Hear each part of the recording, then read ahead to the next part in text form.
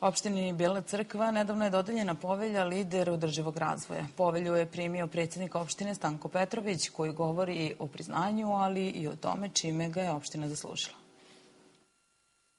Centralno-evropski forum za razvoj, Ministarstvo rudarstva i energetike Republike Srbije, Ministarstvo građevine, saobraćaja i infrastrukture, Odbor za zaštitu životne sredine, Agencija za zaštitu životne sredine Republike Srbije i Privredna komora Vojvodine su procenjivali kome će dodeliti povelju Lider održivog razvoja. Napravljena je analiza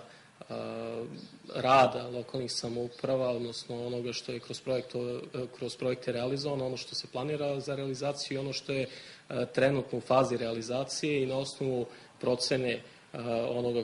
CEDEF-a koji je dodeljivao diplomu juče u Zrenjaninu je opština Bela Crkva bila jedna od 16 opština, odnosno gradova koji su bili nagrađeni ovom vrstom povelje, jer svakako ovo je jedna stvar koja se prvi put dešava u Beloj Crkvi i jedno priznanje koje mnogo znači nama koji vodimo lokalnu samoupravu zbog toga što je neko ko je detaljno i objektivno sa strane analizirao rad naše lokalne samouprave, prepoznao u Beloj Crkvi opštinu koja, pored svojih skromnih kapaciteta, uspeva da neke stvari realizuje i da bude vrlo aktivna i atraktivna za saradnju kako sa organizacijama, tako sa drugim lokalnim samoupravama i da, pred svega, ono što radi jeste u interesu naše lokalne zajednice.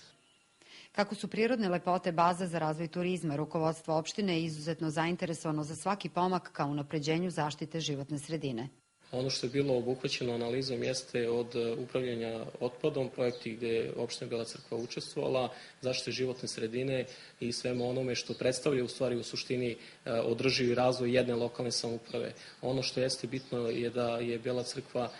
pored Subotice i nekih velikih centara, prepoznata kao jedna od retkih malih opština koja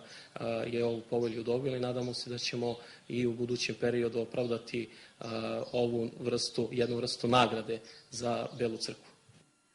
Nakon dodele povelja u Zrenjaninu je organizovani susret sa potencijalnim investitorima. Bela Crkva je izuzetno zainteresovana za alternativne izvore energije, a na sastanku su bili predstavnici vodećih kompanija iz ove oblasti.